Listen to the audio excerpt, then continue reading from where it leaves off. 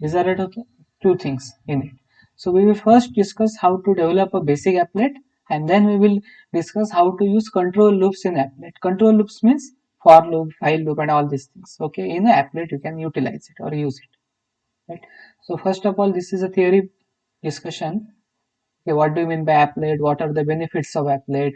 Then what is the life cycle of applet? So all these concepts I have discussed in that theory recorded session. So you can go through it afterwards. In the evening also you can go through it.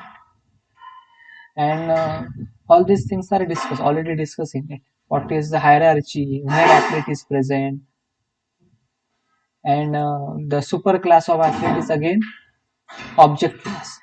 So all these things are discussed in that particular session. This is the basic structure of applet.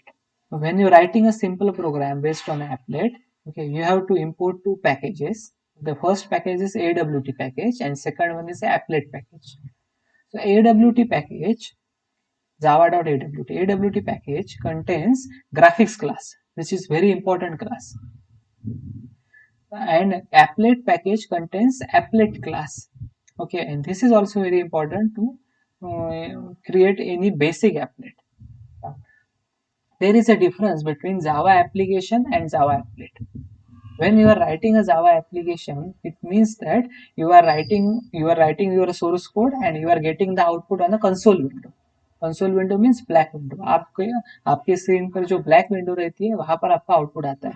ये हमने देखा है command prompt पे, ये सारी चीजें हमने करके देखी है. लेकिन जब हम एप्लेट में कोई भी कोडिंग करते हैं, जब हमें आउटपुट मिलना होता है वो एप्लेट व्यूअर में देखा जाता है. कहाँ पर? Applet viewer. चाहिए तो आप लिख के रखो, name is applet viewer. Applet को देखने का जो ये है मैकेनिज्म है उसे एप्लेट व्यूअर बोलते हैं.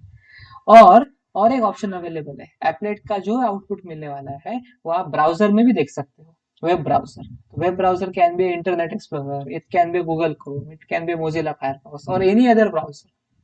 ठीक है, इसमें हमें देखने मिलता है. अब पॉइंट ये है कि एप्लेट व्यूअर पर कौन देखते हैं. यदि आप सोर्स कोड बना रहे हो, मतलब आप डेवलपर हो और एप्लेट के लिए कुछ काम कर रहे हो, ठीक है, तो आप जब भी एप्लेट को रन करोगे तो आप एप्लेट व्यूअर में उसका एप्लेट आउटपुट देखोगे. ये टेस्टिंग पर्पस के लिए है, क्योंकि आप ही डेवलपर हो, आपको डेवलप करने के बाद देखना होता है क्या आउटपुट आ रहा है. एक्सपेक्टेड आउटपुट आपको पता है, तो ऑब्जर्व आउटपुट क्या है ये देखना है, इसके लिए आप टेस्टिंग करते हो. तो जनरली उस समय आप क्या करते हो कि आप एप्लेट व्यूअर पर ये काम करते हो. लेकिन एक बार आपका पूरा सिस्टम रेडी हो गया और ये जो सिस्टम आपने बनाया है वो सिस्टम यदि क्लाइंट को यूज करना है, कस्टमर्स को यूज करना है आपके, ओके, आप क्या है, प्रोवाइडर हो, ठीक है, तो आप उन्हें यूज करने के लिए भी दे सकते हो. ये बहुत बड़ी बात है एप्लेट की. ठीक है, तो applet can be downloaded over the internet. मतलब जो भी आपके क्लाइंट्स है, जो आपके कस्टमर्स है, 5,000 कस्टमर्स है आपके, ठीक है, और आप उनके लिए आपने कोई एक फंक्शनलिटी बनाई है, वो फंक्शनलिटी आप उन्हें दे भी सकते हो. आप उसके लिए कुछ चार्जेस को लोगे, पैसा लोगे उनसे, वो ठीक है, वो बात की बात है. इंपॉर्टेंट पार्ट है कि आप ये ट्रांसफर कर सकते हो. और जो भी आपके कस्टमर्स है वो कस्टमर्स आपसे, आपने जो भी एप्लेट बनाया है उसे डाउनलोड करेंगे बाय यूजिंग इंटरनेट और अपने मशीन के ऊपर उसे रन करेंगे. तो जरूरी नहीं है आपके कस्टमर को जावा आना चाहिए, एप्लेट पता होना चाहिए, जरूरी नहीं है. वो केवल उसका आउटपुट दे सकते हैं. तो वो कहाँ देखेंगे? तो ब्राउजर में देखेंगे. वो एप्लेट व्यूअर में नहीं देखेंगे, उनके पास जेडीके नहीं है. वो कहाँ देखेंगे? ब्राउजर में देखेंगे. तो आज के जमाने के जो ब्राउजर आते हैं वो सारे ब्राउजर जावा अनेबल्ड ब्राउजर रहते हैं. ये कॉमन टर्मिनोलॉजी है. जावा अनेबल्ड मतलब एप्लेट का आउटपुट उसे देखने मिलता है ब्राउजर में. ठीक है, अब जावा अनेबल्ड क्यों? क्योंकि जेडीके ये किसका कॉपीराइट है? अभी ओरेकल का. पहले सन माइक्रो सिस्टम ने बनाया था जावा, अब ओरेकल की प्रॉपर्टी है वो. ठीक है, और हमारे जो ब्राउजर है वो ब्राउजर ओरेकल के नहीं है. ब्राउजर कोई माइक्रोसॉफ्ट का है, ब्राउजर गूगल का है या मोजिला का है, और बहुत सारे ब्राउजर है. तो ये सारे अलग ऑर्गेनाइजेशन है, क्योंकि उनके ब्राउजर यूज कर रहे हैं. इसका मतलब ये है कि आपको उनके बीच में सिंक करने आना चाहिए. ठीक है, आपका कोड होगा जावा के अंदर ही, लेकिन आपका आउटपुट कहाँ दिखाई देगा? ब्राउजर में दिखाई देगा. ठीक है, over the internet it is possible. ठीक है, तो ये सारी चीजें है. ये सारी चीजें होने के कारण हमें ये जो पूरा काम करना पड़ता है कि एप्लेट का कोडिंग करना पड़ता है, वहां पर हमें मेटा डेटा यूज करना पड़ता है. ये सारी चीजें मैंने बताई है रिकॉर्डेड सेशन में। मेटा डेटा मतलब क्या, उस एप्लेट की इंफॉर्मेशन देनी पड़ती है। किसी इंफॉर्मेशन देनी पड़ती है, जो भी ब्राउजर होंगे उन्हें इंफॉर्मेशन देनी पड़ती है, क्योंकि ब्राउजर तो थर्ड पार्टी है ना, आपकी खुद की प्रॉपर्टी नहीं है, ओरेकल की प्रॉपर्टी नहीं है। कोडिंग तो आपने ओरेकल में की, मतलब ओरेकल का जेडीके सॉफ्टवेयर था उसमें की है आपने, लेकिन आपने जैसे ही कोडिंग की आउटपुट दिखाई देगा थर्ड पार्टी पे ऑर्गेनाइजेशन में, मतलब ब्राउजर पे। ठीक है, तो उसके लिए आपको जो भी ब्राउजर होते हैं, माइक्रोसॉफ्ट हो या गूगल हो, मोजिला हो, कोई भी हो ब्राउजर, उन्हें आपको आपके एप्लेट की इंफॉर्मेशन देनी होती है। वो इंफॉर्मेशन देने के लिए आपको एप्लेट के टैग यूज करने पड़ते हैं। ठीक है, दूसरी बात, आप जब भी एप्लेट के लिए काम करोगे, जावा एप्लीकेशन में काम करोगे, तो कंसोल पे आउटपुट आएगा। लेटेस्ट सपोज आप फैक्टोरियल का प्रोग्राम कर रहे हो, तो कंसोल पे आउटपुट आएगा, और वहां पर आपको एडब्ल्यूटी पैकेज की जरूरत नहीं है, एप्लेट पैकेज की भी जरूरत नहीं है। लेकिन यदि आप जावा एप्लेट बनाओगे, तो एप्लेट क्लास, जो जावा एप्लेट का बेसिक क्लास है या सुपर क्लास है सबका, ओके, स्टार्टिंग पॉइंट है, उसे आपको एक्सटेंड करना पड़ता है, हमेशा हमेशा एक्सटेंड करना पड़ता है। जावा एप्लीकेशन में जरूरी नहीं है एक्सटेंड करना, आपको चाहिए तो आप इनहेरिटेंस कर सकते हो, एक्सटेंड कर सकते हो। मल्टी थ्रेडिंग करना है तो आपको थ्रेड को एक्सटेंड करना पड़ता है, लेकिन ये आपके ऊपर है। मल्टी थ्रेडिंग नहीं करना है तो जरूरी नहीं है ना एक्सटेंड करना। ओके, नॉर्मल प्रोग्रामिंग करनी है, सिंगल थ्रेडेड प्रोग्रामिंग करनी है, सिंगल थ्रेडेड प्रोग्रामिंग, तो आपको एक्सटेंड करने की जरूरत नहीं है। लेकिन एप्लेट के अंदर हमेशा एक्सटेंड करना पड़ता है, उसके सिवा आपका क्लास वर्क ही नहीं होगा। आपका क्लास वर्क होगा लेकिन एप्लेट जैसा बिहेव नहीं करेगा। ठीक है, और एप्लेट जैसा बिहेव करना मतलब ब्राउजर पे आउटपुट दिखाना, एप्लेट व्यूअर में आउटपुट दिखाना। तो आपको क्वेश्चन आएगा अब, ये सर एप्लेट व्यूअर पे आउटपुट दिखाने की जरूरत क्या है? ये सब करना है वो ठीक है, लेकिन करने की जरूरत क्या है? करने की जरूरत ये है कि कंसोल पे जब हम आउटपुट दिखाते हैं, तो हम कंसोल पे न्यूमेरिक आउटपुट दिखा सकते हैं, टेक्सचुअल आउटपुट दिखा सकते हैं, लेकिन हम ऑब्जेक्ट ड्रॉ नहीं कर सकते। कोई भी आपको शेप बनानी है, ओके, उसे ड्रॉ नहीं कर सकते आप। ठीक है, इट इज नॉट पॉसिबल, और it can be possible by some other means, but it is not easily possible. ठीक है, तो इजीली पॉसिबल करना है तो आपको एप्लेट व्यूअर चाहिए, आपको ब्राउजर चाहिए, जहां पर आप अलग अलग तरीके के शेप्स को ड्रॉ कर सकते हो, पॉलीगॉन्स को ड्रॉ कर सकते हो, ओके, इंटरेक्टिव एप्लीकेशन बना सकते हो। ओके, ये इंटरेक्टिव एप्लीकेशन बनाने के लिए हमें एप्लेट की जरूरत है। तो आज के जमाने में एप्लेट यूज होता है क्या? नहीं, इसका आंसर ये है, no, it is not use. ये स्टार्टिंग में आया था 1999 के करीब, 2000 के थोड़ा पहले आया था ये, और उस समय ये बहुत बहुत मार्केट में काम कर रहा था। ओके, बहुत फेवरेट था, क्योंकि दो एडवांटेज थे इसके। एप्लेट के पहले कभी भी हम इंटरेक्टिव एप्लीकेशन के बारे में सोच भी नहीं सकते थे। हमें टेक्सचुअल आउटपुट की आदत थी, न्यूमेरिक आउटपुट की आदत थी, लेकिन पॉलीगॉन ड्रॉ करने की हमें पता ही नहीं था। ये कंप्यूटर ग्राफिक्स में हम कुछ हद तक ड्रॉ करते थे इन सी प्रोग्रामिंग, अदरवाइज उसे छोड़ के और कहीं पर हम ड्रॉ ही नहीं करते थे, और जावा के अंदर ये पॉसिबल ही नहीं था by using a basic Java application. तो ये क्या था, एक क्या बोल सकते हैं हम इसे, टर्निंग पॉइंट था, जहां पर हम नॉर्मल टेक्स्ट मैसेज के बदले और टेक्स्ट आउटपुट के बदले हम क्या दिखाने लगे, ग्राफिकल यूजर इंटरफेस दिखाने लगे, या हम अलग अलग तरीके के पॉलीगॉन्स ड्रॉ करने की हमें कैपेबिलिटी आ गई। किससे आ गई? एप्लेट की वजह से आ गई। दूसरी बात, एप्लेट ने और क्या चेंज किया, एप्लेट ने बताया कि यदि आप डेवलपर मशीन पे कुछ कोडिंग करोगे, तो उसका आउटपुट मैं क्लाइंट मशीन पर भी दिखा सकता हूँ। जरूरी नहीं है आपको खुद के मशीन पे, डेवलपर के मशीन पे ही देखने के लिए ऑप्शन है, ऐसे नहीं, स्टैंड अलोन एप्लीकेशन नहीं है। जावा के सारे एप्लीकेशन उस 1999 के पहले स्टैंड अलोन थे। स्टैंड अलोन मतलब जब भी आप डेवलप करोगे उसी मशीन पे आउटपुट दिखाई देगा। अब क्या बन गए, अब ये रिमोट एप्लीकेशन बन गए। ओके, एप्लेट को डाउनलोड किया जा सकता है, क्लाइंट साइड पर जाके उसे रन किया जा सकता है, क्लाइंट उसका आउटपुट देख सकता है। इसका बेस्ट एग्जांपल मैं आपको बताता हूँ, ये आज के जमाने में इतना रिलेवेंट नहीं है, लेकिन पुराने जमाने में ज्यादा रिलेवेंट था, 2000 के समय। तो कोंकण रेलवे की जो वेबसाइट बनाई थी उन्होंने, dynamic train position, current train position दिखाते थे, और उस जमाने में बहुत चर्चा में थी, क्योंकि इस तरह का कोई मैकेनिज्म नहीं था इसके पहले, इंडिया में तो नहीं था। इंडियन रेलवे ने कुछ हद तक किया था, अदरवाइज बाकी सारे रेलवे के पास ये नहीं थे। अभी तो सबके पास आ गए हैं। ठीक है, अब के जमाने में नया नहीं है, 21 साल पहले की बात बता रहा हूँ मैं। तो उस समय इंडियन रेलवे ने जो बनाया था वो जावा अनेबल्ड ब्राउज एप्लेट में बनाया था। तो जब भी इंडियन रेलवे की, सॉरी, कोंकण रेलवे ने जो बनाया था, वो कोंकण रेलवे की साइट पर जाके आप करंट ट्रेन पोजीशन देखने जाते, तो क्या हो जाता, वो बताता कि आपके ब्राउजर को जावा अनेबल्ड फीचर चाहिए, या तो आप जावा को डाउनलोड करो, इंस्टॉल करो आपके ब्राउजर के लिए, मतलब आपके मशीन के ऊपर, अदरवाइज आप नहीं देख सकते। तो आपको करंट ट्रेंड पोजीशन देखना है तो जावा अनेबल्ड फीचर चाहिए आपके ब्राउजर को। और उस जमाने में जो ब्राउजर आते थे उन्हें जावा अनेबल्ड फीचर डिफॉल्ट नहीं रहता था। अभी के जमाने में बहुत सारे ब्राउजर ऐसे आते हैं, मुझे लगता है सारे ब्राउजर ऐसे आते हैं कि वो जावा अनेबल्ड रहते हैं, तो ऑलरेडी है, वो उनके पास फीचर्स है अभी, ठीक है, उस जमाने में नहीं थी। 2000 साल की बात बता रहा, उसके पहले की बात है ये, ठीक है। तो प्रॉब्लम ये था कि आपको यदि करंट ट्रेन पोजीशन देखनी है कि प्लेटफॉर्म पर कहाँ कहाँ गाड़ियां है, कोंकण रेलवे के ट्रैक पर, देखने के लिए आप क्या चाहिए, आपके मशीन में जावा अनेबल्ड यूटिलिटी चाहिए, अदरवाइज आप नहीं दे सकते, मोबाइल पर हो या आपके लैपटॉप या डेस्कटॉप पर हो, ठीक है। ये स्टार्टिंग का पॉइंट था। अभी के ज़माने में अब जावा अनेबल्ड ब्राउज़र आ चुके हैं, तो आप आपके आउटपुट देख सकते हो। तो 2 चीज़ें की थी, पहले तो ग्राफिकल यूज़र इंटरफेस दिया एप्लेट ने, दूसरा पॉइंट था कि इंटरनेट का यूज़ करने की हमें परमिशन दी थी, ठीक है, इन अ गुड सेंस, ठीक है। तो दोनों चीज़ें एप्लेट से हुई, लेकिन ये स्टार्टिंग पॉइंट था। अभी एप्लेट के बदले बहुत सारे एडवांस टेक्नोलॉजी आई है, सवलेट आया है, जेएसपी आए हैं, या हाइबरनेट, स्प्रिंग आया है, जावा का ही बात कर रहा हूँ मैं, ठीक है, ये सारी चीजें आ गई है। तो अभी के जमाने में एप्लेट हम रेयरली यूज करते हैं। तो आप सोचोगे क्यों पढ़ना है हमें, हमें पता होना चाहिए ना। एडवांस टेक्नोलॉजी समझने के लिए पहले बेसिक तो पता होने चाहिए, एडवांस टेक्नोलॉजी कहाँ से डेवलप हुई थी, तो एप्लेट से हुई थी। तो applet is a turning point. Okay, so in a basic Java or in the core Java, we have to understand about the applet, so that in the advanced Java, in the next semester, we can understand the higher technologies based on the applet. ठीक है, ये एप्लेट्स का नाम था ना, उसमें LET है।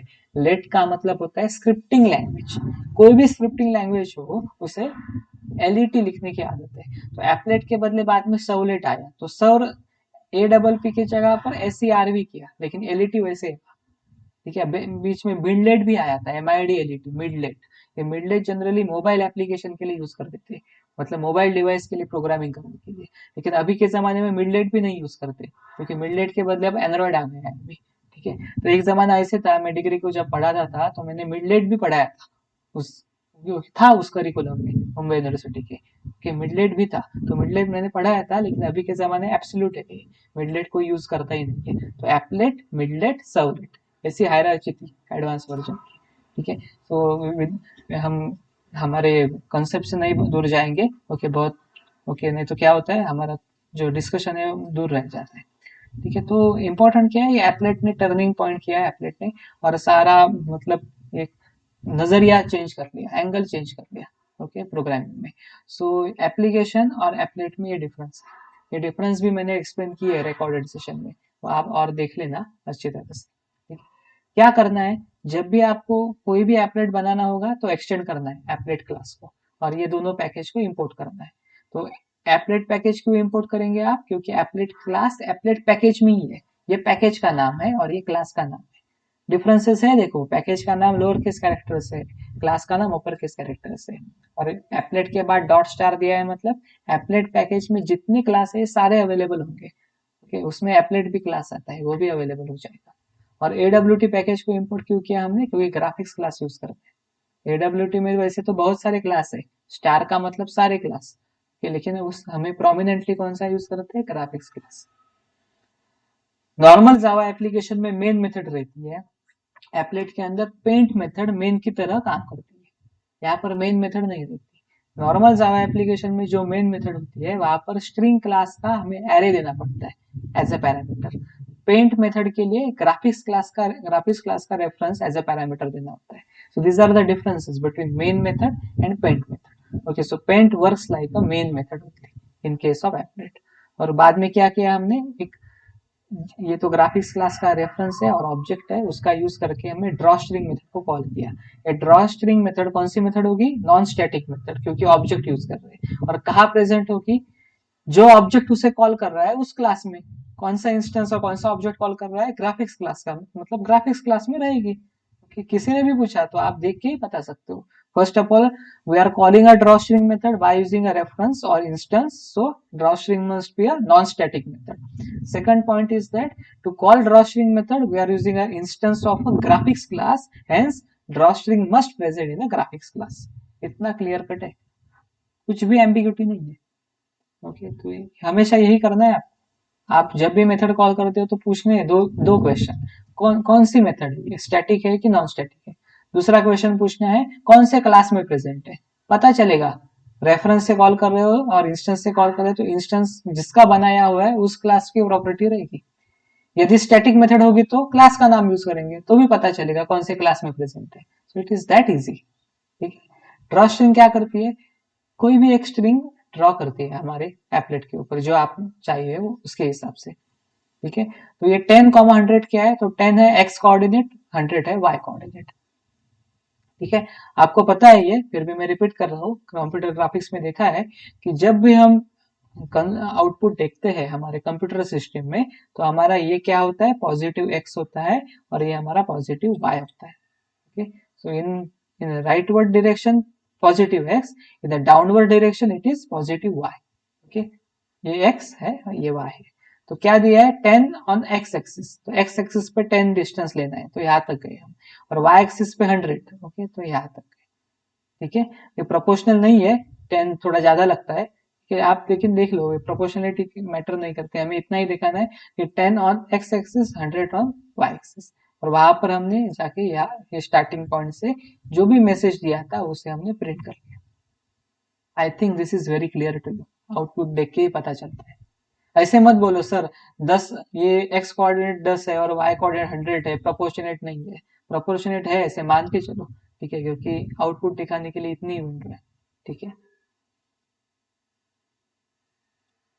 Is it clear to all of you?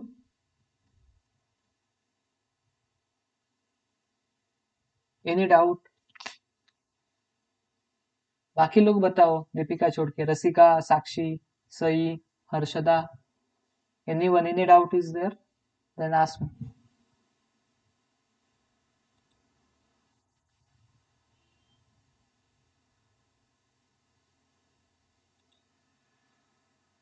Yes, Chinmay? Okay, okay, okay. Is it clear?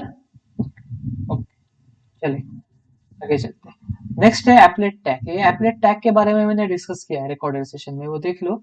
ठीक है, अभी के लिए मैं केवल इंपॉर्टेंट जो प्रैक्टिकल के पॉइंट ऑफ व्यू है ना इतना ही बताऊंगा मैं। एप्लेट टैग के अंदर बहुत सारे टैग्स आते हैं। Okay, there are 10 to 11 tags, okay, more than that also there. Okay, but out of this three we are generally using a three tags. The first is a code tag, next is a width and height. Again, width and height are also not mandatory, you can use it, or if you are not using it then it is a default value will be given. यदि आप width and height नहीं देते हो तो applet खुद से default value भी ले लेता है। तो मैंडेटरी नहीं है width and height को यूज करना, लेकिन कोड टैग को यूज करना मैंडेटरी है। ठीक है, और बाकी बहुत सारे टैग है, मैंने एक्सप्लेन किया है उस रिकॉर्डेड सेशन में। ठीक है, पीपीटी में भी अवेलेबल है, तो आपको चाहिए तो आप यूज कर सकते हो, but it is not required. तो फ्रिक्वेंटली इतने ही यूज होते हैं, कोड, विड्थ एंड हाइट। उसमें से कोड बहुत ही इंपॉर्टेंट है, मैंडेटरी है, हमेशा याद रखो।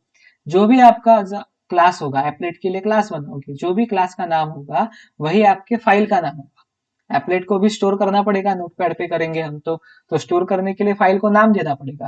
तो नाम क्या होगा, जो भी क्लास का नाम है वही आपके एप्लेट का नाम होगा। हेलो जावा है तो हेलो जावा डॉट जावा, एक्सटेंशन फिर से जावा। ठीक है, सो जो भी क्लास का नाम होगा वही आपके फाइल का नाम होगा, और वही नाम यहाँ पर आना चाहिए कोड टैग में। ठीक है, उसके बाद केवल डॉट क्लास आएगा। ठीक है, तो क्या पता चला ये टैग देख के, कोड टैग देख के क्या पता चला कि जो कोड टैग है वो क्या बताता है हमारे हमारे ब्राउजर को, ये कहा जाएगा, आउटपुट कहा जाएगा ब्राउजर के पास, बराबर है ना, या एप्लेट व्यूअर के पास। तो ब्राउजर के पास जाए या एप्लेट व्यूअर के पास जाए, कंसोल पे तो नहीं दिखेगा आउटपुट। तो जब उसके पास आउटपुट जाएगा तो उस समय मतलब डिस्प्ले करने के लिए जाएगा तो क्या जाएगा कि डॉट जावा फाइल नहीं जाती है, डॉट क्लास फाइल जाती है। मतलब कंपाइल वर्जन जो होता है हमारे डॉट जावा फाइल का, बाइनरी फाइल, बीएलओबी फॉर्मेट, मैंने बताया आपको, डॉट जावा फाइल को जब कंपाइल करते हैं तो बाइनरी फाइल बनती है। Okay, dot class file. ठीक है, तो डॉट क्लास फाइल किसके पास भेजते हैं हम, हमारे ब्राउजर के पास भेजते हैं या एप्लेट व्यूअर के पास भेजते हैं। ठीक है, हम कभी भी डॉट जावा फाइल नहीं भेजते, हम डॉट क्लास फाइल भेजते हैं। और वो भेजने के बाद ओके हमारा जो भी ब्राउजर है या एप्लेट व्यूअर है उसे एग्जीक्यूट करता है, आउटपुट दिखा देता है। Okay, remember always. So in a code tag, we have to give file name, that is nothing but a class name only, dot class. ठीक है, इस तरीके से आपको काम करना है. Hello.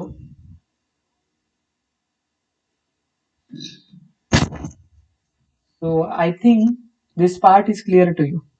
I think this part is very clear to you, right? तो हम देखेंगे ये किस तरह से हम टैग को ऐड कर सकते हैं, HTML पार्ट को कैसे ऐड कर सकते हैं, एग्जीक्यूटिव एपलेट कैसे है, एपलेट को रन कैसे करना है, कंपाइल कैसे करना है, हम स्टेप बाय स्टेप देखेंगे. ठीक है. So I think up to this part it is clear to you, no issue in it. ठीक है. तो मैं अब डायरेक्टली प्रोग्रामिंग के पास जाता हूँ. प्रोग्रामिंग करना हम स्टार्ट करें. ठीक है.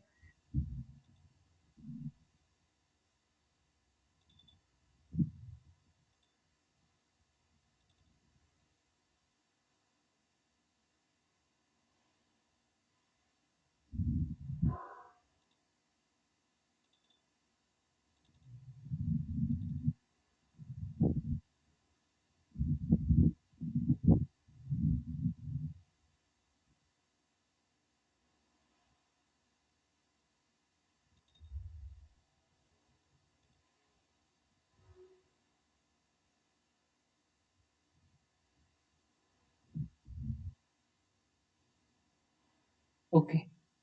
So this is one example. ठीक है.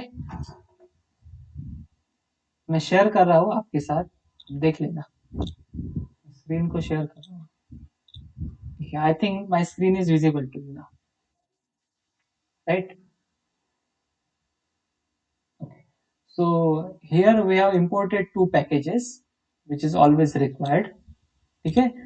उसके बाद हमने सेट बैकग्राउंड कलर एग्जाम्पल नाम का एक क्लास बनाया है. ठीक है. और वो क्या कर रहा है कि एक्सटेंड कर रहा है, किससे? एपलेट को एक्सटेंड कर रहा है. और जैसे एपलेट को एक्सटेंड करेगा तो हमेशा आपको पेंट मेथड लेके आनी है. Instead of main method here we are having a paint method which is I have highlighted. Applet के लाइफ साइकिल में 5 मेथड्स है: init, start, paint, stop and destroy. ये सारे मेथड्स के बारे में और as well as life cycle के बारे में मैंने रिकॉर्डिंग्स में आपको बताया हुआ है. ठीक है. ये सारे मेथड्स के बारे में मैंने बताया हुआ है, as well as life cycle phases के बारे में मैंने आपको बताया हुआ है. इसमें से पेंट मेथड बहुत ही इंपॉर्टेंट है. Okay, this is the heart of your applet and it is a mandatory method, you have to use it. तो एपलेट के लिए कोडिंग करते हो तो आपको पेंट मेथड के लिए काम करना ही है और हमेशा करना है. ठीक है. More correctly, paint is abstract method in applet class. Applet class में एक एब्स्ट्रैक्ट मेथड है पेंट. ठीक है. तो इसकी वजह से पेंट को आपको इम्प्लीमेंट करना ही है. कहाँ पर? आपके क्लास में, क्योंकि आपने एपलेट को एक्सटेंड किया अभी. और इनहेरिटेंस का रूल क्या बोलता है? जो भी एक्स्ट्रैक्ट मेथड होती है सुपर क्लास की, उसे आपको इम्प्लीमेंट करना है. इम्प्लीमेंट करना है मतलब उसके लिए कोडिंग करना है. तो यदि पेंट मेथड एब्स्ट्रैक्ट मेथड है तो उसके लिए कोडिंग आपको करना ही होगा. कहाँ पर? आप जो भी क्लास बनाओगे वहां पर. तो मैंने क्लास कौन सा क्लास बनाया है? सेट बैकग्राउंड कलर एग्जाम्पल, ये क्लास का नाम दिया है मैंने. Set background colour example. There are 4 different words. तो हर एक वर्ड का फर्स्ट कैरेक्टर क्या किया है? अपर केस लिया है. ठीक है. ये पहले से मैंने डिस्कस किया हुआ है, तो इसमें टाइम वेस्ट नहीं करेंगे अब हम. तो first method is set background method. कि उसे क्या चाहिए? एक सिंगल पैरामीटर चाहिए, कलर का. कलर वैल्यू चाहिए. तो ये कलर वैल्यू नहीं देंगे कभी भी. कलर के लिए फाइनल स्टैटिक वेरिएबल बना के रखे. कि फाइनल स्टैटिक वेरिएबल क्या है, हमने ये देखा है लास्ट टू लास्ट सेशंस में. ठीक है. इसकी जरूरत क्या है फाइनल स्टैटिक वेरिएबल की? क्योंकि क्या होता है, यदि मोहन प्रोग्रामिंग कर रहा है लेटेस्ट सपोज, तो मोहन रेड के लिए 10 वैल्यू यूज करता है, 10 वैल्यू यूज करता है. यदि रमेश प्रोग्रामिंग कर रहा है तो रमेश बोलता है मैं नहीं, मैं 10 नहीं यूज करूंगा, मैं 125 यूज करूंगा. तो हर एक की मर्जी होती है ये. और एक चीज इसमें भी है कि कलर आप जब भी देते हो तो कितने बिट का रिप्रेजेंटेशन यूज करते हो. 8 बिट रिप्रेजेंटेशन है तो कलर के लिए 0 से लेके 255 तक वैल्यू आती है, 0 टू 255. लेकिन आप 16 बिट रिप्रेजेंटेशन यूज कर रहे हो मशीन में, तो उसके लिए वैल्यूज की रेंज बढ़ जाती है. सो आप कौन सा रिप्रेजेंटेशन देते हो? 8 बिट देते हो, 16 बिट देते हो, 32 बिट देते हो. ठीक है. कौन प्रोग्रामर है उसके हिसाब से यदि हम कलर देने जाएंगे तो हर एक आदमी क्या बोलेगा, हर एक डेवलपर क्या बोलेगा कि मैं रेड के लिए अलग अलग वैल्यू यूज करता हूँ। मोहन बोलेगा मैं 10 वैल्यू यूज करता हूँ, रमेश बोलेगा मैं 125 यूज करता हूँ, और कोई बोलेगा मैं 275 यूज करता हूँ। So there is a no uniqueness. System को कैसे पता चलेगा रेड के लिए एग्जैक्टली कौन सी वैल्यू है? तो ये प्रॉब्लम सॉल्व करने के लिए हमारे आर्किटेक्चर डेवलपर ने क्या किया, जावा आर्किटेक्चर डेवलपर ने बोला कि वैल्यू आप देने की जरूरत नहीं है आपको, आपको केवल नाम बोलना है कौन सा कलर चाहिए, ठीक है, उस कलर की क्या वैल्यू चाहिए आपके बिट रिप्रेजेंटेशन के हिसाब से। आपका मशीन यदि 8 बिट यूज करता है तो उसमें कलर ग्रेड की क्या वैल्यू होनी चाहिए, ये मैं आइडेंटिफाई करूंगा और मैं खुद दूंगा, आपको देखने की जरूरत नहीं है। आपका मशीन यदि 16 बिट रिप्रेजेंटेशन यूज करता है, ठीक है, वो अपने आप आइडेंटिफाई कर लेता है, और उसमें 16 बिट रिप्रेजेंटेशन में रेड की क्या वैल्यू होनी चाहिए वो खुद आइडेंटिफाई करेगा और खुद दे देगा। सो आपको सोचने की जरूरत नहीं है और कॉन्फ्लिक्ट नहीं आएंगे डेवलपर से डेवलपर में। ओके, एक डेवलपर बोलता है 10 वैल्यू, दूसरा बोलता है 275 वैल्यू, तो बेटर क्या है, आपने कॉन्फ्लिक्ट लाने की जरूरत नहीं, लड़ाई झगड़ा करने की जरूरत नहीं, वैल्यूज मैं दे दूंगा, आप केवल नाम बताओ, आपको जो चाहिए कलर उसका नाम बताओ, ठीक है। So these are the final static variable. तो फाइनल होने के कारण उसकी वैल्यूज बदल नहीं सकते, सिस्टम अपने आप वैल्यूज दे देती है, so it is a final. और स्टैटिक होने के कारण हम क्लास का नाम यूज करते हैं।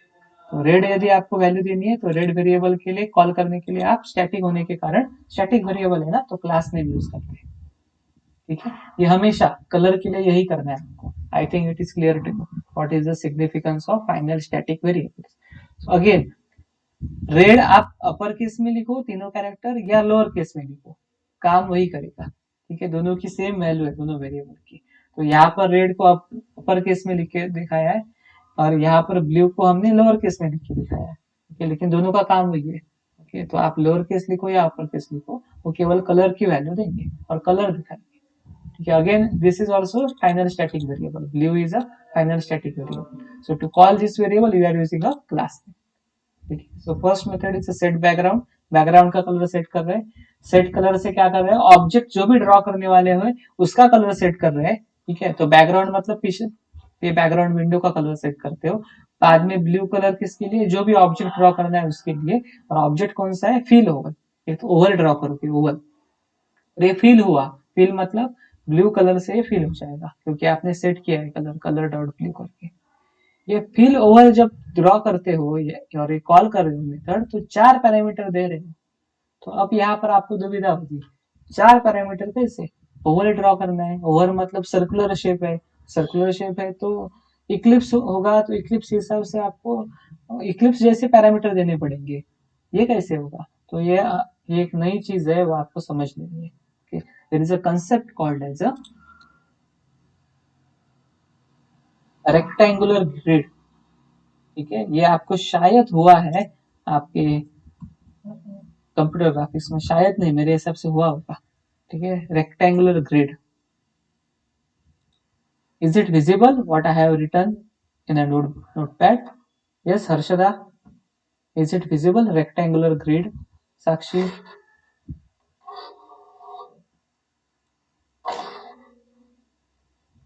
जल्दी बताओ। ओके, बाकी लोग भी बोलो, हर्षदा अकेली बोलती है, चिन्मय, ठीक है, ठीक है, ठीक है, वेरी गुड। तो रेक्टेंगुलर ग्रिड क्या होता है कि रेक्टेंगुलर कोई भी ऑब्जेक्ट ड्रॉ करना है जावा के अंदर, तो उसके लिए ऑब्जेक्ट ड्रॉ करने के लिए डायरेक्टली ऑब्जेक्ट लेने के बदले एक रेक्टेंगुलर ग्रिड फॉर्म किया जाता है। तो मैं पेंट में आपको दिखाता हूँ रेक्टेंगुलर ग्रिड किस तरीके का होता है।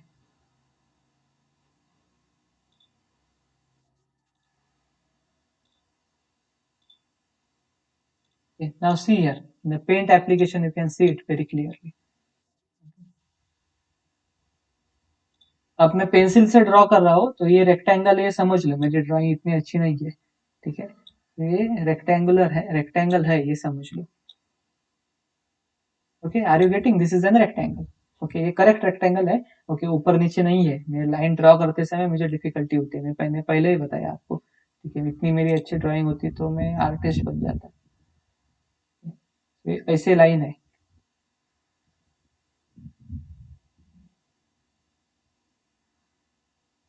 Basically it is a straight line, ठीक है। So this is a rectangular grid which you are having. अब आपको ओवल ड्रॉ करना है तो इस रेक्टेंगुलर ग्रिड में ओवल ड्रॉ किया जाएगा इस तरीके से। सर्कल ड्रॉ करना है तो भी यहाँ पर किया जाएगा, ठीक है, इस तरीके से। तो आपको यदि ओवल ड्रॉ करना है तो इस रेक्टेंगुलर, इसे क्या बोलेंगे, आउटर पार्ट को क्या बोलेंगे, रेक्टेंगुलर ग्रिड, और उसे और एक नाम है बाउंडिंग बॉक्स। क्या बोलते हैं, बाउंडिंग बॉक्स। मैं शॉर्ट फॉर्म लिखता हूँ, बीबी। बीबी स्टैंड फॉर बाउंडिंग बॉक्स। हमेशा याद रखो, ग्राफिक्स का कोई भी काम करोगे तो बाउंडिंग बॉक्स या रेक्टेंगुलर ग्रिड में काम करोगे। कंप्यूटर सिस्टम हम जैसे ह्यूमन बींग काम करते हैं सर्कुलर ऑब्जेक्ट ड्रॉ करने के लिए, उस तरीके से काम नहीं करती। कंप्यूटर सिस्टम हमेशा रेक्टेंगुलर ग्रिड या बाउंडिंग बॉक्स की तरह काम करती है। कंप्यूटर सिस्टम क्या बोलती है, आपको जो भी ओवल ड्रॉ करना है ना, तो उस ओवल को फिट करने के लिए, रखने के लिए उसके बाहर एक क्या बनाओ, बाउंड्री बनाओ। वो बाउंड्री हमेशा रेक्टेंगुलर फॉर्मेट में ही होगी, ठीक है। और उस रेक्टेंगल में जो भी ओवल बैठ सकता है, सेट हो सकता है, उतना ओवल ड्रॉ किया जाएगा, ठीक है। तो आपको क्या करना है, उसके बाहर रेक्टेंगुलर क्रिएट करना है, ठीक है। ये इमेजिनरी है, जरूरी नहीं है। ओके, आप जब दिखाओगे स्क्रीन के ऊपर तो रेक्टेंगल नहीं दिखाई देगा, केवल ओवल दिखाई देगा। लेकिन जब आप प्रोग्रामिंग करोगे ना, तो आपको प्रोग्रामिंग करने के पहले पेपर पर ड्रॉ करके इमेजिनरी लेना है कि एक रेक्टेंगल है, और इस रेक्टेंगल को बाउंडिंग बॉक्स भी बोलते हैं क्योंकि ये बॉक्स की तरह है, उसके अंदर कोई ऑब्जेक्ट रखा है, ठीक है। तो ये इसका जो स्टार्टिंग पॉइंट है, ओके, टॉप लेफ्ट कॉर्नर, ये स्टार्टिंग पॉइंट है उसका। उसके कोऑर्डिनेट्स आपको देने हैं। लेट अस सपोज इसके कोऑर्डिनेट्स मान के चलो 50 और 50 है, ओके, फॉर एग्जांपल, ठीक है। क्या है, 50 50 50 तो एक्स कोऑर्डिनेट 50 है, वाई कोऑर्डिनेट 50 है।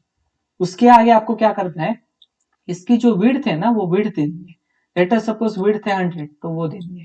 और उसके बाद ये जो रेक्टेंगुलर ग्रिड या बाउंडिंग बॉक्स जो भी है, उसकी आपको हाइट देनी है। तो लेट अस सपोज हाइट है 50।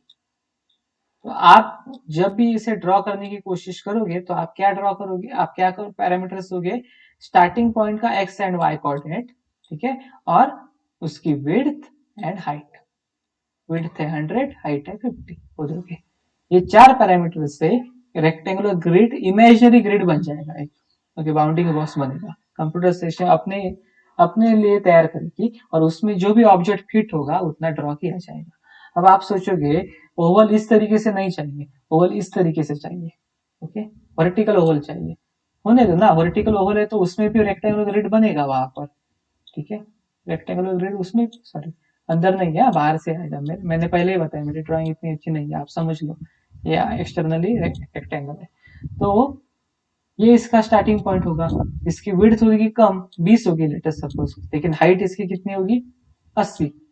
सो यदि वर्टिकली है आपका तो हाइट बढ़ेगी, विड्थ कम होगी। हॉरिजॉन्टली है तो विड्थ ज्यादा होगी, हाइट कम होगी, ठीक है। और विड्थ एंड हाइट यदि एग्जैक्टली आइडेंटिकल है तो स्क्वायर बनेगा, और स्क्वायर में कौन सा ऑब्जेक्ट फिट होगा, सर्कल फिट होगा, ठीक है।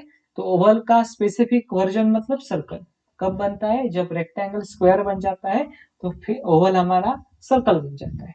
So it is up to you which object you want to draw, and it is totally depend upon the coordinate of this starting point, seed point, source point, or starting point, and width and height of that particular object. Okay, height of that particular bounding box. Okay, within that bounding box, object is drawn. अब यदि आप उस Oval को fill करना चाहते हो तो fill oval method use करोगे। केवल ड्रॉ करना चाहते हो तो ड्रॉ ओवल यूज करोगे। फिल ओवल से क्या होगा, अंदर भी क्या होगा, कलर फिल हो जाएगा, ठीक है। ड्रॉ ओवल से केवल ऑब्जेक्ट ड्रॉ होगा स्पेसिफिक कलर से, ठीक है। Same thing we have use, हमने यहाँ पर क्या किया है, फिल ओवल यूज किया है। आप देखोगे तो पता चलेगा आपको, ठीक है। We are using a fill oval method, ठीक है। तो 20 20 उसके स्टार्टिंग पॉइंट के कोऑर्डिनेट है, और 80 80 क्या है, उसकी विड्थ एंड हाइट है। तो ये स्पेसिफिक फिल ओवल जो है वो एक्चुअली ओवल नहीं है, सर्कल बन जाएगा ये, क्योंकि उसका विड्थ एंड हाइट हमने एग्जैक्टली आइडेंटिकल दिया है। तो सर्कल भी एक तरीके का ओवल ही है, ओके, लेकिन उसमें विड्थ एंड हाइट आइडेंटिकल है, ठीक है। यदि ड्रॉ करना है तो ड्रॉ ओवल, ड्रॉ करते समय ब्लू कलर से ड्रॉ होगा। फिल ओवल किया है तो फिल करते समय ब्लू कलर से फिल होगा, क्योंकि हमने सेट कलर मेथड से ब्लू कलर दिया है। अब कोई दूसरा कलर चाहते हो तो उसके हिसाब से दे सकते हो। Okay, so after that you close the paint method, you close the class, and then you have to write this applet tag, this is required. Okay, ये मैं रेक्टेंगुलर ग्रिड अब हटा देता हूँ, जरूरी नहीं है। Okay, you have to write this applet tag.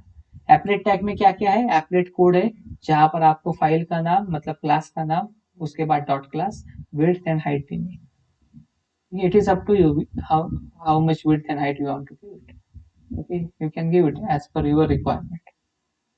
ठीक है, ये होने के बाद आप क्या करोगे? I think this is clear to you. Any doubt?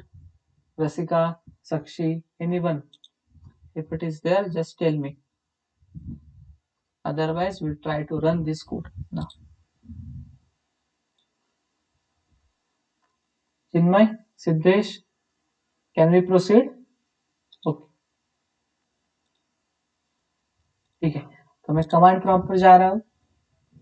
अब आपको ये पता है, आपके लिए कुछ नई चीज नहीं है ये.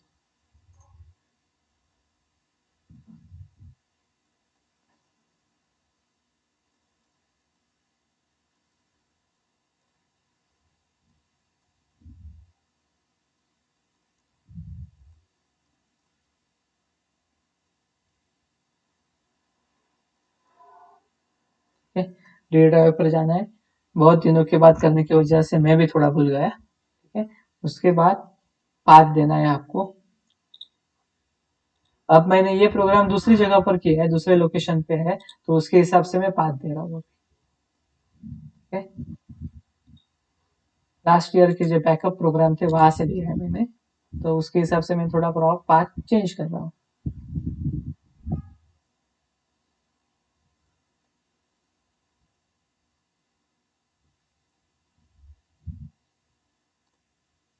ठीक है, दिस इज अ पाथ. उसके बाद हमें जो प्रोग्राम रन करना है जावा सी, और जो भी हमारा क्लास का नाम है. ओके, ध्यान से देखो, थोड़ा सा चेंज है एप्लेट के प्रोग्राम रन करते समय, इसके लिए देखना पड़ेगा आपको. फर्स्ट एग्जांपल, क्लास का नाम डॉट जावा. ठीक है, ये करने के बाद हमारा प्रोग्राम क्या होगा, कंपाइल हो जाएगा. ठीक है, कंपाइल जैसे होगा वैसे ही हमारी डॉट क्लास फाइल बनेगी. यहाँ पर देखो, ये स्क्रीन में आप देख सकते हो, बाद में दिखा था आपको, डॉट क्लास फाइल बन जाएगी. ठीक है, डॉट क्लास फाइल बनने के बाद आप क्या करोगे, एप्लेट के रन करोगे. एप्लेट को रन करते समय आपको केवल चेंज करना है. यहाँ पर जावा और बाद में हम फाइल का नाम देते थे, उसके बदले अब हमें applet viewer. I will check it whether it is correct or not.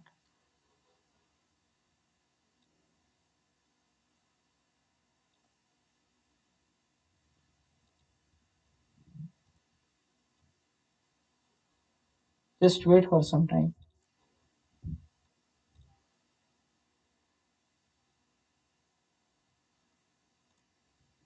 Command to run.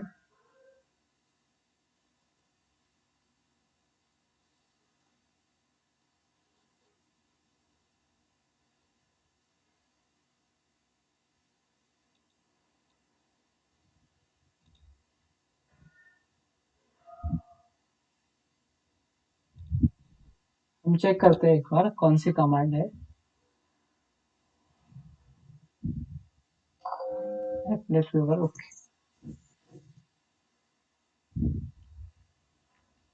ठीक है, मैं शेयर कर रहा हूँ अभी फिर से स्क्रीन को.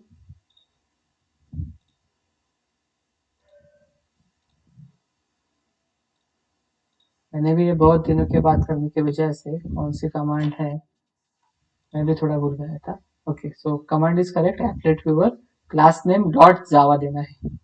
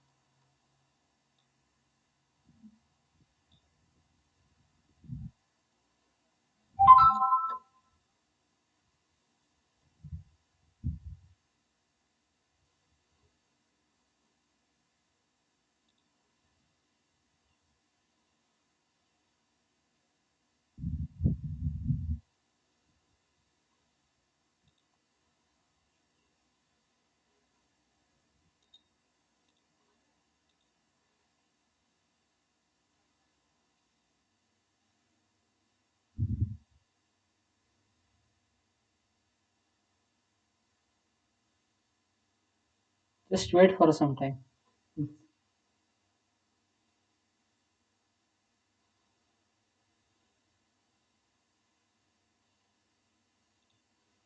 Command is correct. Applet viewer only.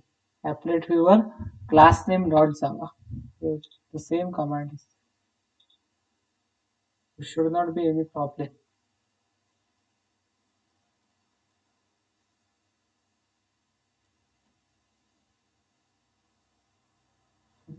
So that is not an issue.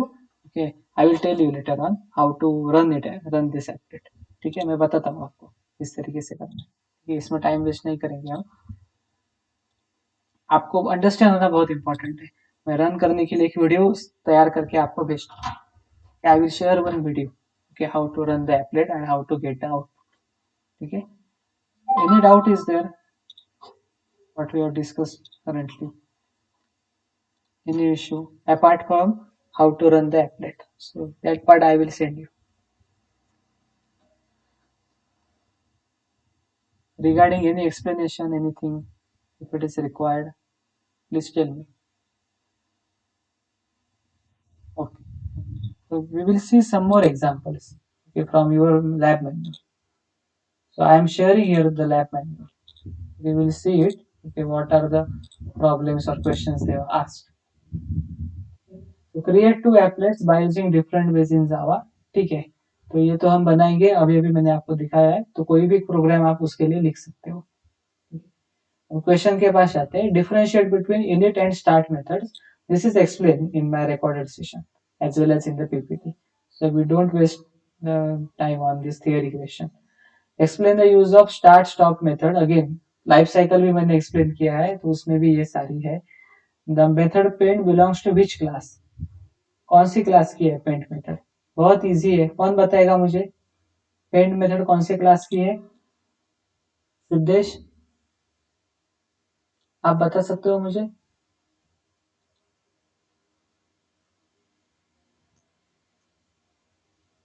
Deepika, yes, can you tell मी?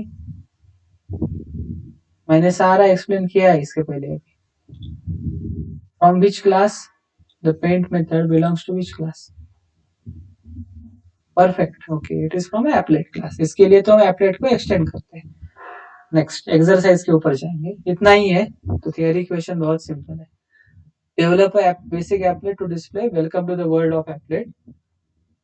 तो हमने हेलो जावा देखा या हेलो एप्लेट देखा, उसके बदले ये मैसेज आएगा.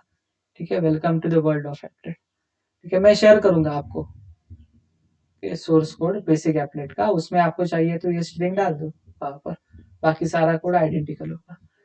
Next, develop a program to implement all methods of applet. Again this is available in your PPT. ठीक है, ये अवेलेबल ही है, तो कुछ नया करने की जरूरत नहीं है. Develop a program using control loops and applet. That part we will see it. ठीक है, फॉर लूप यूज करके कैसे करना है एप्लेट में, ये हम देखेंगे next session. Next, practical. Write a program to create animated shape using graphics and applets. Lines and rectangles, circles and ellipses, arcs and polygons will fill polygon method.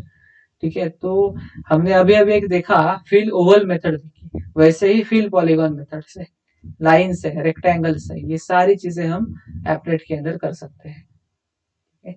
इसके साथ कुछ मेथड्स दिए है एप्लेट के, ये सारे मेथड्स हमें available है. आर्क मेथड है, ओवल मेथड है, पॉलीगॉन मेथड है. ठीक है, फिल आर्क मेथड है, फिल रेक्ट मेथड है. So there are number of methods available. Set colour method है. तो ये जो मेथड्स दिए हैं आपके लिए टेबुलर फॉर्म में, उसे आप नोट डाउन करके रखो आपके नोटबुक में. तो पता चलेगा हर एक मेथड क्या काम करती है. एक बार आप उसे नोट डाउन करोगे तो याद भी रहेगा किस तरह से हर एक मेथड काम करेगी. और बाद में जैसे जैसे हमें प्रैक्टिकल में जरूरत होती है वैसे हम मेथड्स को यूज करेंगे. अभी अभी हमने सेट कलर मेथड यूज की थी, उसके बाद हमने फिल ओवल मेथड यूज की थी. ऐसे बहुत सारे मेथड्स हैं. ठीक है, ड्रॉ स्ट्रिंग मेथड यूज की थी हमने, वैसे ही ड्रॉ लाइन है, ड्रॉ आर्क है, फिल आर्क है. We can use it. जब ड्रॉ आर्क मेथड आती है तो करस्पॉन्डिंग मेथड याद आएगी आपको, फिल आर्क. ठीक है, फिल आर्क में केवल कलर अंदर से फिल हो जाएगा, ड्रॉ आर्क में केवल ड्रॉ करेंगे हम by using a specific colour.